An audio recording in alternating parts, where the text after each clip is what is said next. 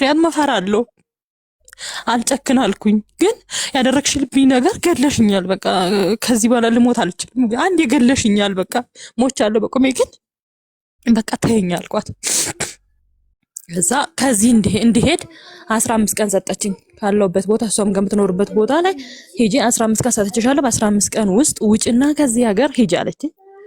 ከዛ ይሄ ሆኖ እያለ ተነሳሁኝና ከመሃል ሜዳ በታች ዘመሮ የምትባል ከተማ አለች።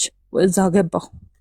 ምንም የለኝም፣ ምበላው የለም፣ በጠጣው የለም። ቤተክርስቲያን እየተመላለስኩ ማደር ጀመርኩ። ገብርኤል አለ እዛ ቀን ቀን የትም በቃ ስዞር እውላለሁ። ማታ ማድረበት ስለሌለ እዛ ቤተክርስቲያን ውስጥ ተጠግቼ ያድራለሁ። እያልኩ እግዚአብሔር አንዳንዴ ደግ ነው። ከዛ የሆነች አያቴ በፊት ከመሞቷ በፊት የሰጠችኝ ትንሽዬ መሬት ነበረችኝ። እሷንም ሰው ወስዷት ነበር። እዛ ማሳዳጊዎቼ በፊት እነሱ ይዘውት ነበር። በኋላ ይሄው አጎቴ ተነጋግሮ በህግም በምንም ተመለሰችና ያቺ መሬት ወደ እጄ መጣች። ወደ እጄ ስትመለስልኝ ያቺን መሬት ሸጥኩኝና እዛው ሄድኩበት ከርቅ ያለው ከሷ ትንሽ እዛች ስራ መስራት ጀመርኩ። ሽንኩርት ምን መነገድ ጀመርኩ። በቃ ራሴን ለማኖር እንደምንም ብዬ በቃ እየታገልኩ ምን እያልኩኝ ኖርኩኝ።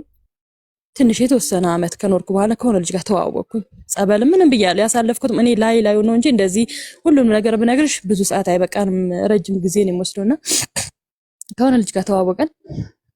ጥሩ ልጅ የሚባል ልጅ ነው ብዬም ለመጀመሪያ ጊዜ እንግዲህ አንድ ህይወት ከመጀመሪያው ከለከፈሽ እስከ መጨረሻው ነው የሚሆንብሽ። ተዋወቅን።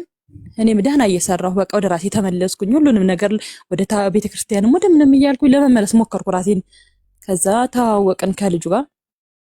እሱ መንግስት ሰራተኛ ነው፣ እኔ ደግሞ ወደ ንግድ ነው። ሽንኩርት አሪፍ እየሰራው ነበር። አሪፍ ኑሮ በቃ መኖር ጀመርኩ። በቃ እንጀራ መብላትን፣ ቤት ውስጥ ቤት መኖርን፣ ማደርን፣ በቃ መተኛት። ሽንኩርት ሊገዛሽ መጥቶ ነው እሱ። የተዋወቅንበት ምክንያት እሱ ምን አረገ መሰለሽ? እኔ የሆነች ጓደኛ አለችኝ፣ አንድ ግቢ ምንኖር ማለት ነው። ጓደኛዬ ናት እና አጋጣሚ ጓደኛ ስልኩን ቢሮ ውስጥ ትቶ ይመጣል። ስልኩን ቢሮ ውስጥ ትቶ ሲመጣ ስልክ እስኪ ስጭኝ እሙና ስልክ ስጭኝና ልደውልበት ስልኬን ቢሮ ትቼ መጥቻለሁና ልደውልበት ሲሆን ልጅ አለ ስልኬ ቢሮ ትቼ ይሆን ወይስ የጥዬ ይሆን ብሎ ስልኬን ተቀበለኝ። ስልኬን ሲቀበለኝ ደወለለት፣ ለሱ ለዚህ ላልኩሽ ለተዋወቅኩት ልጅ ማለት ነው። ሲደውልለት ከዛ እሱ ልጅ ነው። አይ ስልኩን ቢሮ ነው መሳቢያ ውስጥ አድርጌልሃለሁ በቃ ችግር የለውም በሚለው ዘጋ ስልኩን። ከዛ ያ ስልክ በሶስተኛ ቀኑ ምናምን አካባቢ ስልኩ ተደወለ ወደኔ ተመልሶ፣ ያ ልጅ የደወለበት ማለት ነው። ከዛ ቤት ስለው በቃ በዚህ ስልክ ተደውሎ ነበረ ማልበል አለኝ። አይ በቀደምታ እንደዚህ ደውሎብት ነበረ ስልኩንና እሱ ነው የሚሆነው አልኩት። አይ በቃ እሺ በሚለው በዛ እንተዋወቅ በሚለው እያወራን በዛ ስናወራ ተግባባን ከልጁ ጋር። በአካል ሳንገናኝ ከአንድ አመት ምናምን አካባቢ ሆኖናል እንደዚሁ በስልክ ብቻ ስናወራ ማለት ነው። ከዛ በኋላ ተገናኘን፣ በአካል ተገናኘን። እንደማየው ጥሩ ልጅ ነው፣ በቃ መልካም የቤተክርስቲያን ልጅ ነው። የሆነ ስታየው ጥሩ ሰው ይመስል ጥሩ ነው በቃ የሚባል አይነት ሰው ነው። ከሱ ጋር ተዋወቅን። ከዛ አመት ነው 2 አመት ከምናምን ከቆየን በኋላ አብረን መሆን ጀመር። አብረን ስንሆን ከዛ እረፍ ቅዱስ ቆይ እሺ፣ አብረን ስንሆን የሱ ቤተሰቦች ወደ ኦሮሚያ ክልል ናቸውና እኔ ደግሞ ቋንቋ አልችልም ኦሮምኛ። የሱ እናት ደግሞ አማርኛ አይችሉም እና ችግር ተፈጠረ በመሃል። እንደዚህ አይነት ችግር አለ ቤተሰብ ላይ። ቋንቋ አትችልም እናቴ ምናምን አለኝ። አይ ችግር የለም ቋንቋ እኮ ምንም አብረን እስከማንኖር ድረስ የቋንቋው ችግር የሚያመጣ አይመስለኝም። ካመጣ ደግሞ እንግዲህ እኔ በቃ እንደስ እንዳለ የሆነውን መወሰን ትችላለህ ምናምን አልኩት። ተባብለን እያለን በመሃል ለካ ልጁ አረብ ሀገር ጓደኛ ነራዋለች። እሱ ይሄ አሁን የተዋወቅኩት ያልኩት ልጅ ማለት ነው። አረብ ሀገር ጓደኛ አለችው። እሷ 2011 ላይ ነው 2011 ጥር ላይ ልትመጣ ነው። እኔ አላቅም እንደሆነም እንዳለም አላቅም። ምንም አይነት ነገር አልነገረኝም። በጣም ተግባብተናል። ከዛ 2011 ጥር ላይ ደብረ ብርሃን አዲስ አበባ ሄጄ የሆነ መቀበለው ሰው አለኝ ከኤርፖርት እቃ ምናምን ይዤ ልመጣ ስለሆነ ትንሽ ልቆይ ይችላል 15 ቀን ምናምን አለኝ። አይ እሺ በቃ ብዬው እንደተባለው ከዛ 15 ቀን ሙሉ ስልኩን አጠፋብኝ። እኔ ምን ሆኖ ነው በቃ ግራ ግብት አለኝ። አጋጣሚ የአባቱን ስልክ አውቃለሁ። አባቱ ጋር ደወልኩላቸውና አይ እንዴት ልጁ እኮ እንደዚህ ብሎኝ ጠፋ፣ እናንተ ጋር ነው? አዎ እኛ ጋር ነው፣ ቆይ ይደውልልሻል፣ የሆነ ስራ ይዘን ነው ምናምን አሉኝ። ከዛ እሺ በቃ ብዬ ዝም ብዬ እያለሁኝ በመሃል መጣ። ከ15 ቀን ምናምን በኋላ ስራ እዛ ፍቃድ ጠይቆን ሄደው መጣና ከዛ ምን ሆነ ነው የጠፋኸው? እንደዚህ በሰላም ነው ምናምን ብዬ አይ በሰላም ነው የሆነ እዛ ቤተሰብ ላይ የሆነ እንትን ነበር ማስተካከለው ነገሮች ነበሩ። ያን ነገር ሳስተካከል መብራትም ስለሌለ ገጠር መብራት ዘግቶብኝ ነው ምናምን ነገር አለኝ።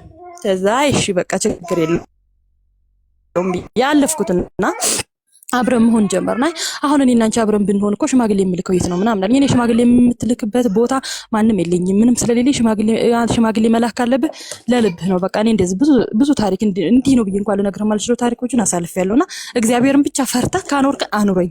ምክንያቱም ከዚህ በኋላ ምንም ለመጎዳት ራሱ የተረፈኝ ውስጥ የለኝም፣ ልብ የለኝም፣ ጨርሻለሁ። ስለዚህ ከዚህ በኋላ የሚሆነው ካልፈለከኝ ሳትጎዳኝ በሰላም መንገድ በቃ ተወኝ። ምክንያቱም እኔ ሰው ፈልጌ ነው የተጠጋሁ። በጣም ሰው ስለሌለኝ ስለጨነቀኝ ነው የተጠጋሁ። በቃ ብቸኝነት ስላስጠላኝ ብቸኝነቴንም ስለፈራሁትም ስላስጠላኝም ነው የተጠጋሁና እባክህ ብዬ ለመንኩት። ከዛ እኔ ችግር የለም ልጎዳሽ አልፈልግም፣ እንዴት እጎዳሻለሁ? እኔ በጣም ነው የምወድሽ ምናምን አለኝ። እሺ ብዬ መኖር ጀመርን። በቃ ቀጥታ አንድ ቤት ውስጥ ማለት ነው እየኖርን እያለ በመሃል ያው ሰው ስትሆኚ እንትን ትያለሽ። ከዛ በመሃል አረገዝኩ። ሴት ልጅ አረገዝኩኝና ልጅቷ አዎ እየተጫወተ ነው። አዎ እየተጫወተ። እሺ ከዛ አረገዝኩልሽና ሴት ልጅ ሶፍት ካለ አጠገብሽ ብትናፈጪ አንዴ እያስቸገረሽ። እሺ ጠቀጠቀ።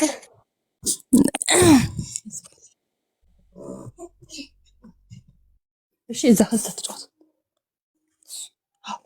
ከዛ ልጅ ወለድኩኝ። ሴት ልጅ ወልጄ ልጄ 3 ወር አካባቢ እንደሆናት ተደወለለትና ሄደ ቤተሰብ ና ተብሎ ቤተሰብ ተደውሎለት ሄዶ ልጅ እያለ ከዛ እንደዛው እንደተለመደው 15 ቀን ስልክ ጠፋ። እንዴ ምን ሆነ ነው ስልክ የሚያጠፋው ይሄን ያክል? ከዛ ለምንድን ነው? ከዛ ቤተሰቦችህስ መተው ለምን አያዩንም አይጠይቁንም? እዚህ ለምን ሳንሄድም እዛ ባንሄድ እንኳን መተው ቢጠይቁ ምን አለበት አልኩት። ከዛ አይቆይ እስኪ እሱ ይሄን ታሪክ ማስተካከል አለብኝ እዛ ሄጄና ተነጋግረን እናደርገዋለን፣ ችግር የለውም ዋናው እኔና አንቺ አብረን መሆናችን ነው ምናምን አለኝ። ከዛ እዛ ሄዶ እሷን አግብቶ ማለት ነው። እኔ እንግዲህ 15 ቀን ሰርግ ተደግሶ ምናምን የተጠራው ለካ እኔ አላውቅም። ምክንያቱም የሚያወራው ኦሮምኛ ነው ብዬሻለሁ፣ እኔ አልችልም። የሚያወራው በኦሮምኛ ነው። ሰርግ ደግሰውለት እዛ ተጠርቷል። እሱ ተድሮ ምናምን ጨርሶ እሷን እነሱ ጋር አስቀምጦ መጣ። እናንተ የምትኖሩት የት ነው? እኛ ይርቃል። እኛ መንዝ ነው። እነሱ የት መሰልሽ? ደብረ ብርሃን ወደ እነዋሪ የሚባል ሀገር ነው። እነዋሪ ምናልባት ላታቂ ትችያለሽ። ይርቃል። እሱ ሌላ ክፍለ ሀገር፣ አንቺ ሌላ ክፍለ ሀገር ነው። አዎ እንለያያለን። ምን ላረግ ልሄድ ነው ያለሽ? ሲሄድ የሆነ የሚስተካከል መሬት ማዳበሪያ ምናምን መገዛዛት አለብኝና ለቤተሰቦቹ አንድ ልጅ ነው ማገዝ አለብኝ። ቤተሰብን የሆነ ነገር ማደርገው ነገር አለ። ፍቃድ አውጥቼ ልሄድ ነው አለኝ። ያልገባት ያቺ ከአረብ ሀገር የመጣችዋል ነው። አረብ ሀገር የነበረችው ገብታለች። እኔ አላውቅም። በኋላ ነው ታሪኩን እንግዲህ መጨረሻ ላይ እነግርሻለሁ እንዴት እንደሆነ። ከዛ እዛ ሄዶ 15 ቀን ምናምን ቆይቶ መጣና ምን ሆነ ነው ምናምን ስላ እንደዚህ ያው ኔትወርክ መብራትም ኔትወርክም እኮ የለም እኛ ጋር ገጠር ነው ታውቂያለሽ። ስለዚህ እንደዛ ስለሆነብኝ ምንም ደውሎ ብቻ አንድ ቀን እንዳታስቢ መብራት ምናምን ስለማይኖር ላልደውልሽ እችላለሁ፣ ግን ከተመቸኝ እደውልልሻለሁ ስራ ምናምን ያው ስለሆነ ነው ምናምን አለኝ። እርሻ ምናምን ሐምሌ 5 አካባቢ ነውና ልጅ ያለቀሰች ነው። ቆይ ጠብቂኝ፣ መጣ ታምጣት። እሺ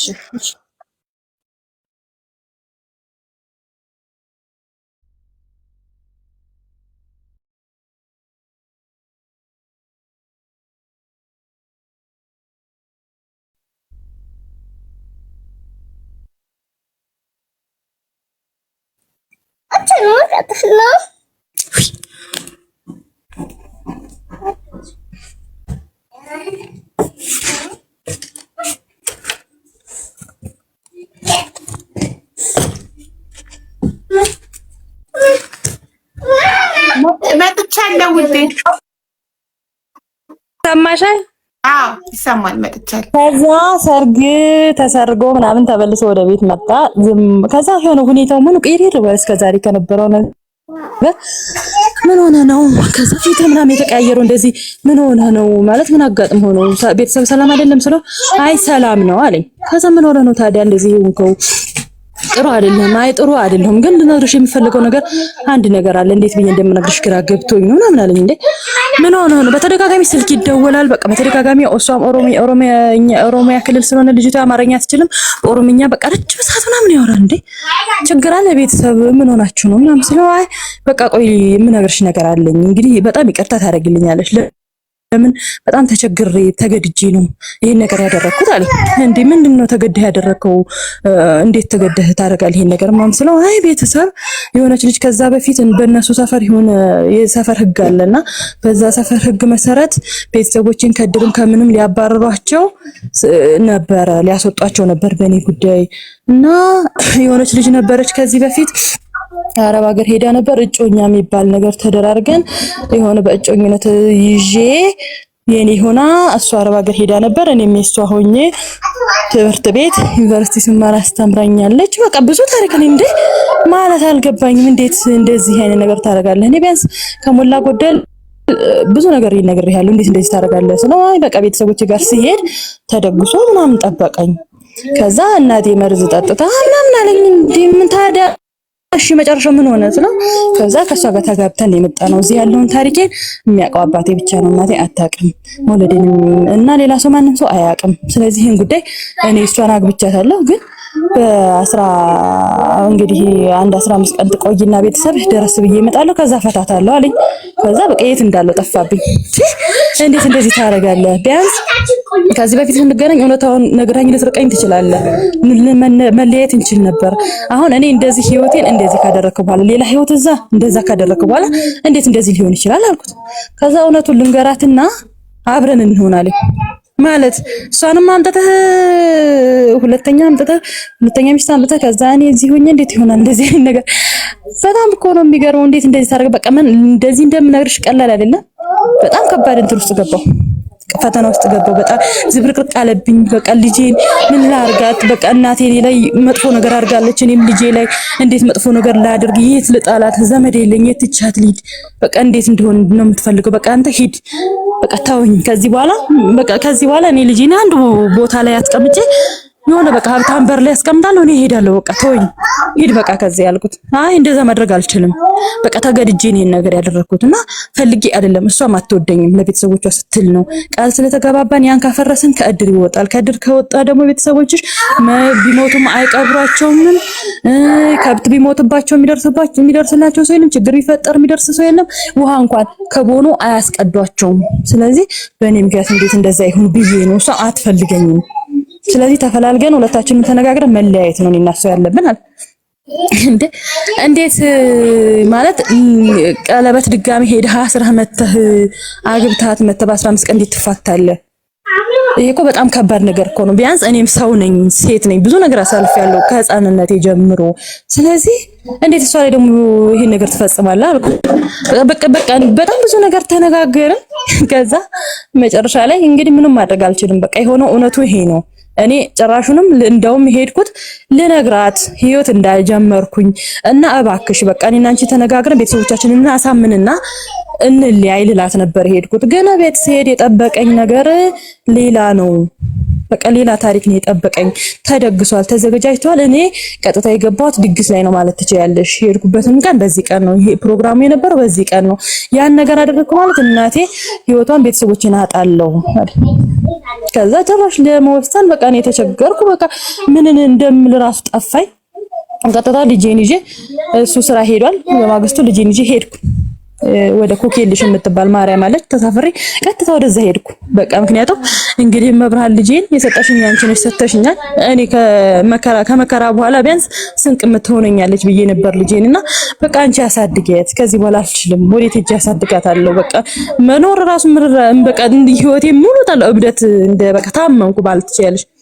ከዛ አጋጣሚ እዛ ለካ እኔ ራሴን እየሳትኩኝ እየታመምኩ ኖሯል። እዛ የነበሩ ሰዎች አጋጣሚ ተደጋጋሚ ስልኬ ሲደወል አይተው በቃ እኔ እያመመኝ ልጅቷንም ሌላ ሰው ነው ጸበል ቦታ የያዛት፣ እኔም በጣም እየታመምኩ ነው እዛ ስልኩና ሲደወል አንስተው እንዴ ልጅቷ እንደዚህ ቦታ ነው ያለችው እና ልጅቷ ታማለች፣ ህፃኗንም መያዝ አልቻለችም እና ቤተሰብ ከሆንክ ና ይሉታል። ከሱ ስልክ ነው መጣ። በማግስቱ ወደዛው ድረስ አይቻልም እኛ ጋር መኪና ስለማይገኝ በማግስቱ መጣ። ሲመጣ በቃ ያለሁበት ሁኔታ እኔ ራሴን ችያለሁ። ወደ እብደት ደረጃ ደርሻለሁ ማለት ራሴን አላቅም፣ ልጄንም አላቅም።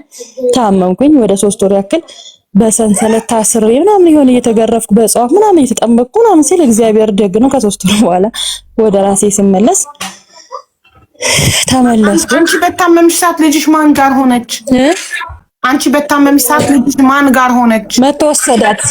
እሱ መጥቶ ይዞ ልጅቷን ይዞ ሄደ። ልጅቷን ይዞ ሄዶ እዛ የሆነች ልጅ ፈልጎ ሰራተኛ ነገር ወተት ተከራይቶ ምናምን ተመልሶ መጣ ወደኔ። በቃ እዛ ጎረቤት ምንም አደራ ባካችሁ በሚል እንደታመንኩ ምናምን ይነግራቸውና እነሱ ይጠበቁ ልጅቷንና የሆነች ልጅ ፈልጎ አፈላልጎ በወተት ምናምን ያው ልጅቷ ያሳለፈችው ነገር አልነገርሽም። ልጅ እንኳን ይሄን ያክል ቀን ለአንድ ሰከንድ ስንለዩ ምን እንደሚሆን ብዙ ታሪክ አሳልፋለች ልጄ። አንቺ 3 ወር ሙሉ ጸበል ስትገቢ ስትድኚ ልጅሽ በሰራተኛ ቆየች ማለት ቆየች። እሱ ይመላለሳል ደግሞ በመሃል እኔን እንትን ብሎ እኔ ታሰራለሁ። ኦልሬዲ ምንም አልንቀሳቀስም። በሰንሰለት ታስሬ እግሬሽም እጄም ታስሯል። በእጽዋት ምናምን እየተጠመቅኩኝ ነው። ስለዚህ የትም አልሄድም። እኔ እዚያም ጸበልተኛው ምንም አደራ ብሎ ይሄዳል፣ ይመላለሳል እሱ እኮ በየ5 ቀኑ ማለት ባልሽ ሌላ በድንጋጤ አይምሮሽ ታመመ ማለት ነው። ይሄን ይተፈጠ እኔ ታመም ያለው በቃ የለውም በቃ ምክንያቱም የለውም ራሴን ስቻለሁ አላውቅም ማለት ነው። እብደት እንደሚያብድ ሰው ማለት ውጪ የሚወጣ በዛ ሰዓት እንደዛ ተይዤ ምናምን ይሄን ነገር ባይደረግልኝ ይሄን ጊዜ የለውም ማለት እንደዚህ ላወራም አልችልም ማለት ነው። ታብጃለሁ፣ ልጄንም አላሳድጋትም። ከዛ ከ3 ወር በኋላ የተወሰነ ተሻለኝ። ወደ ራሴ መመለስ ጀመር። ተሄድኩኝ ወደዛ ወደ ቤት ተመለስኩ። ልጄን አገኘኋት። እግዚአብሔር ይመስገን። ብትጎዳም ደህና ናት። ነፍሱ ካለው ነገር እንትን ይላል። ነፍሷ ነበረ። ከዛ ቀጠል ማለት መኖር ጀመር። ልጅቷንም ሄዶ ፈታት፣ ተፋቱ ከሷ ጋር። በዛ መሃል ወደዛው እኔን ከ3 ወር የእውነት ሄዶ ፈታት። እዛ ተለያዩ። ሄዶ እዛ በቤተሰብ በጣም ወደ 100 ምናምን ሺህ ብር አስከፍሎታል እንትን ማለት ነው ለካሳ ለልጅቷ የሞራል ካሳ ተብሎ ሽማግሌ ክሶ ምን ብሎ ተለያዩ። ከዛ ሲለያዩ በመሃል ለካ ቤተሰቦቹ እኔን አይፈልጉኝም። በቃ ጠመዱኝ ማለት ትችያለሽ። በቃ ልጃችን አንድ ነገር ቢሆን በሷ ምክንያት ነው እኛ ያመጣንለትን የፈታት ብለው አንቺን ጠመዱሽ። በቃ እኔን ጠመዱኝ፣ እኔንም ልጄንም በቃ ጠመዱ ማለት ትችያለሽ። በቃ በጣም ጠመዱኝ። በቃ ተጣላን። እንዴ ምን አርጊያችሁ ነው? መጡ እኛ ጋር ማለት ነው ቤት። ከዛ በቃ ክፉ ነሽ አንቺ ልጄን እንደዚህ ብለሽ ከደህና ጎረቤቴን በእጮኝነት አብረን ከኖር ያሳደግኳትን ልጅ ያሳጣሽው ልጄን አንቺ ነሽ። በቃ የልጄን ይዘሽብኝ ባይሆን ኖሮ በቃ ብዙ ነገር በቃ እንደዚህ እንደምነግርሽ ቀላል አይደለም። ከዛ ታውኩት በቃ ነገሩ ሁሉ ወደ ጎን ታውኩት። ከዛ በጎን ደግሞ የሷ ሚስቱ ስልኬን አፈላልጋ ከየት እንዳገኘች እንጂ በቃ ታስፈራራኛለች። በቃ የማይደርስብኝ ነገር የለም ዛቻ ከዛ ግራ ገብታለኝ። በቃ እንዴት ነው የሚሆነው? ከዚህ በኋላ አንድ ነገር ብታስፈራሪያት ደወለላትና ከዚህ በኋላ ስልክ ደውለሽ የሆነ ነገር ቴክስት ብትጽፊ ማስፈራሪያ ብትልኪ የሆነ ነገር ብታረጊ ቀጣ ከስሻለሁ፣ አርፈሽ ተቀመጭ። በቃ እኔ ከድሮም እንደማንፈላለግ እኮ ታውቂያለሽ አንቺ። ስለዚህ ካወቅ ማንም ነው እሷ ላንቺ ቴክስት ታደርጋለች። ቴክስት ጽፋለች፣ ታስፈራራኛለች። በቃ ቢሆን የማትሳደብ ስድብ የለም አላለም እንዴ? ቤተሰብ ነው ያገናኘን እንጂ እሷ አትወደኝም አላለም። ያው ታውቂያለሽ ታሪኩን ሰማች፣ ሙሉ ታሪኩ እንዴት እንደነበረ። ምክንያቱም ቢያንስ ቤተሰብ ድግስ ሲደግስ ምናምን ወደ ሌላ ሰው ሲሄድ ማንም ሰው ባይወድሽ ራሱ የሚሰማሽ ስሜት ይኖራል። ሰው ነችና ማለት ነው። የሆነ ነገር ተሰምቷት ሊሆን ይችላል ብዬ አሰብኩኝ እኮ። ምንድነው ባሌን ወሰድሽብኝ ነው የምትልሽ? ምንድነው የምትልሽ? አንቺ ነጋዴ ነሽ፣ በቃ የምስ ነጋዴ ነሽ። እንዴት ባለትዳር የሆነ ወንድ ታገቢያለሽ? እኔ ባለትዳር እንደሆነ አላውቅም። ከአንቺ ጋር ከወለደ በኋላ እኔ አላውቅም። ከአንቺ ጋር ፕሮሚስ እንደነበራችሁ ቃል ተገባብታችሁ እጮኝነት እንደደረሳችሁ እኮ እኔ ጭራሽ የማውቀው ታሪክ የለም። የታሪክ እኮ አላውቅም። ስለዚህ ይቅርታ አልኳት እኔ በጨዋ እንደብ። ምክንያቱም እኔ አላውቅም። ስለዚህ አብረን ኖርን፣ ምንም እንደሌለ ሆነ፣ ወለድኩኝ፣ ከሱ ጋር መኖር ጀመርኩኝ። መጨረሻ ላይ ግን እንደዛ አይነት ታሪክ ተፈጠረ። እኔ ከመጀመሪያ የነበራችሁን ታሪክ ደግሞ እኔ አላውቅም። ምን ላድርግ ታዲያ አልኳት። ከዛ በቃ መስታድ ጀመረች። በጣም ይሆናል አይደለ እንደ እስከ ማስፈራራት እንደዚህ አንቺ ንግድ ነው እንደ ነጋዴ ነሽ እንደ እንደዚህ የሆነ ሰው መታገቢ ምናምን አለችኝ። እኔ ጭራሽ አላውቅም።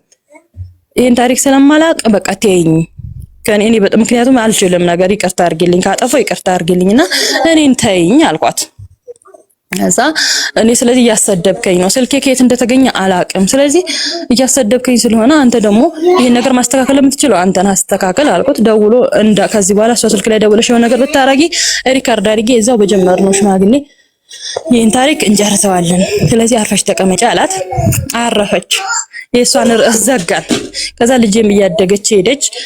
3 አመት አካባቢ ሆናትና ቤተሰቦቹ እንድንሄድ ነው ብሎ ምናምን ጠሩን። አይወዱኝም፣ በጣም ነው የሚጠሉኝ። ግን ለልጃችን ስንል ስለሆነ ነው እንጂ አንቺ ፈልገንሽ እንዳይመስልሽ አስተርጓሚ ማለት ነው እናትየው አለች። ከዛ በቃ ችግር የለውም አንዴ የሆነ ህይወት እኮ ነው፣ እኔ ፈልጌው አይደለም። ግን እግዚአብሔር ጻፈው ደግሞ እንደዚህ ከሆነ ይሄ እናንተም ልጅ አላችሁ እኮ የልጅ ይዤ ነው የመጣሁት። ስለዚህ ይቅርታ አድርጉልኝ ካጠፋው። ምንም ግን አላጠፋው፣ ያጠፋው አልመሰለኝም። ምን ታሪክ አላውቅም። ከመጀመሪያው ባቅም እንደዚህ አይነት ታሪክ ውስጥ ልገባ አልችልም አልኳቸው። በቃ እንደዚህ ሳይወዱኝ በቃ እንዲህ ልበልሽ በቃ እንዳመነጫጭቁኝ። ከዛ 1 ሳምንት ቆይተን ብቻ ሄድን ተመልሰን። በቃ እንዲሁ የሰው ፊት በቃ እንደገረፈኝ ማለት በጣም እንደተሰቃየው በቃ ተሰቃይቼ ከረምኩ ማለት ትችያለሽ። ተመለስኩኝና ወደ ነበርንበት ወደ ቤታችን ሄድን። ከዛ ሲባል በመሃል ደግሞ አረገዝኩ። በቃ አንድ ህይወት አላስተምር ብሎኛል። ከመጀመሪያው ወንድ ልጅ ወለድኩኝ። መጡ ተመስገን። የዛ ሰዓት ትንሽ ፊታቸው ይሻላል። ልጅ ወንድ ልጅን በወለድኩ በ1 አመቱ አባቱ አረፉ። የሱ ማለት ሞቱ። ሄድን። ብቸኛ ልጅ ነው ብዬሻለሁ። ሄድን እዛ ቆይተ ምናምን 40 ይባላል። ያንን አውጥተን ተመልሰን ደግሞ ወደ ቤታችን ሄድን። ይሄ ሆኖ እያለ በመሃል ከዛ አመት አባቱ በሞቱ አመት ሳይሞላቸው እናቱ ሞቱ። ከዛ እናቱ ሞቱልሽና ረፈንታ ምን ጉድ ነው? እናቱ ሞቱ። አባትና እናት በተከታታይ ሞቱ። ከዛ ምን ሆነ? ቤቱ ባዶ ሆነ። እዛ ገጠር ቤቱ ባዶ ሆነ። የሚጠብቅ የለም። በቃ ምን ልበልሽ፣ ብዙ ነገር ተመሰቃቀለበት። ልጁ ድርብርብርብ ባለበት። ከዛ ሲደራረብበት እኔ እንግዲህ ቤት ውስጥ የሆነ ነገር ያለ ይመስለኛል። የሆነ መንፈስ እንግዲህ የሚመለክ ነገር ያለ ይመስለኛል። እንግዲህ እንደኔ በቃ ካየሁትም አንፃር ማለት ነው። ልጁ ሙሉ በሙሉ ተቀየረ አልኩሽ። እንግዲህ እሱ ብቻ ነው የሚሰራው። እኔ ስራ አቁሜያለሁ። ቤት ነው ያለሁት። ልጆች ይዣለሁ፣ 2 ልጆች ቤት ነው የምውለው። ሙሉ ለሙሉ ተቀየረ። ከዛ ወደ እኔ ዞረ።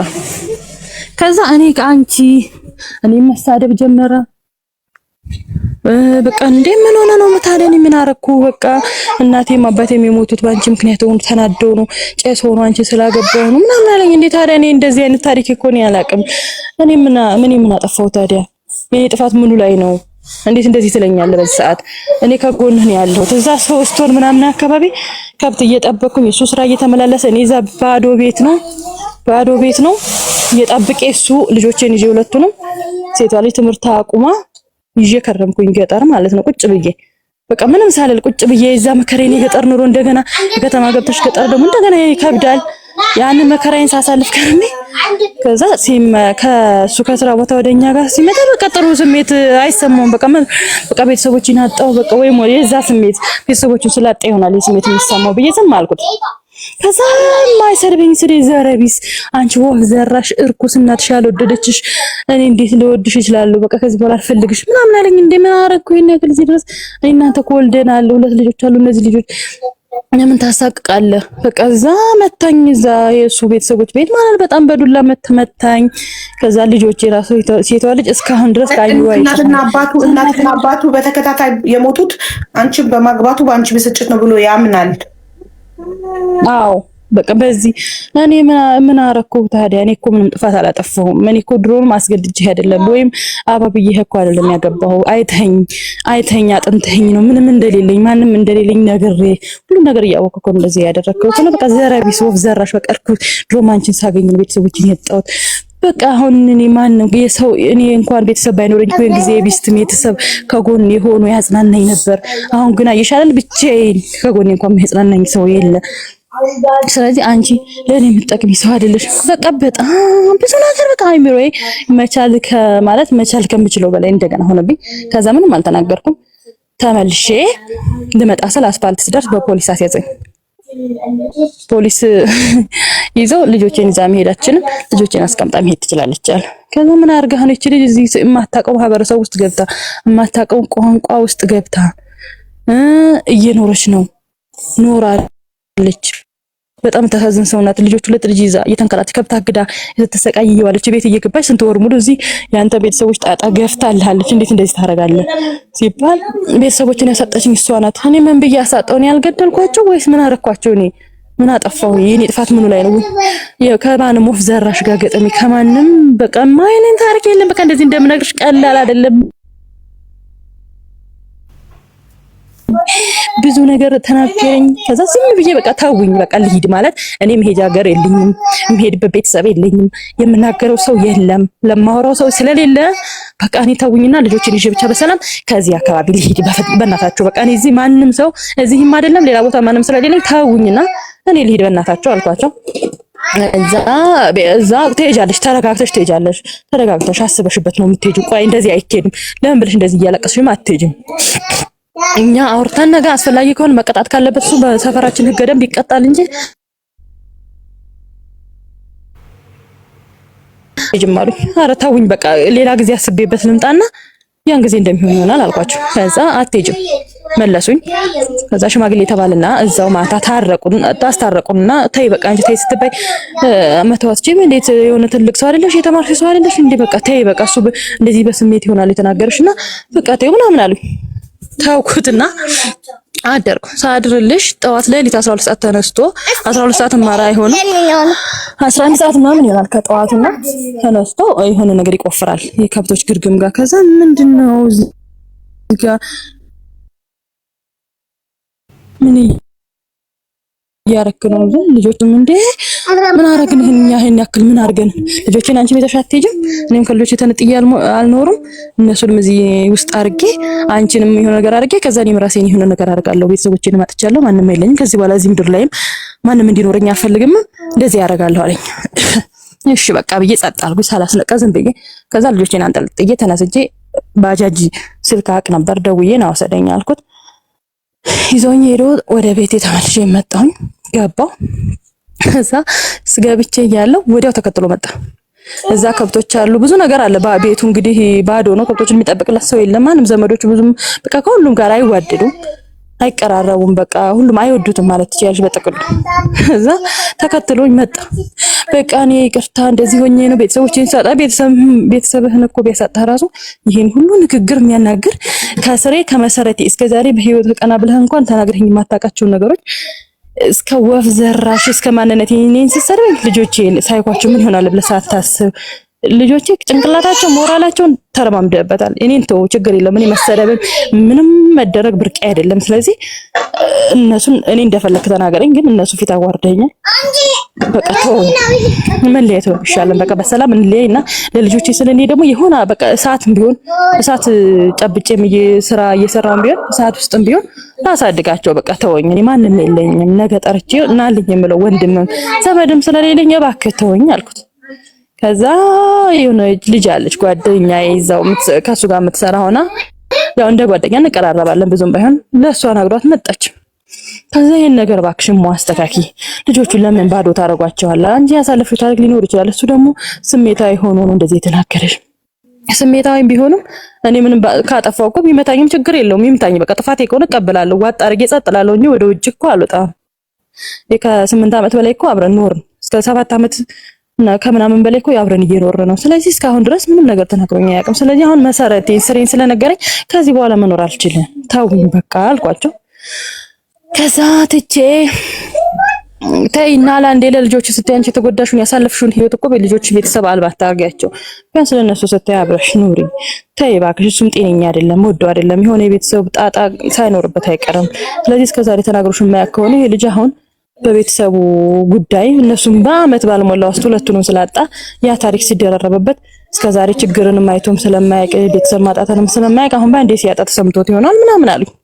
ሊሆን ይችላል። ግን እኔ ያሳለፍኩትን እግሬ እስከ 2 ወር ድረስ እግሬ አበጠ፣ የመታኝ በእንጨት ማለት ነው። እስካሁን ራሱ መርገጥ አልችልም። በደንብ የሆነ እቃ ይዤ ጄሪካ ነው የሆነ ነገር አንስቼ ልርገጥ ስል አያስረግጠኝም። ውስጥ እግሬ ንቅ አድርጎ ይዘኛል የመታኝ ማለት ነው። ስለዚህ በጥፋቴስ ተመልገረፍ ያለ ጥፋቴ ምንም ሳላጠፋ እዛ መከራዬን ሳይ በከረምኩ የእሱን ታሪክ በሸፈንኩኝ የእሱ ታሪክ የኔ ታሪክ ነው ብዬ ተሸክሜ በከረምኩ ይሁላ እንዴት ይደርስብኛል እኔ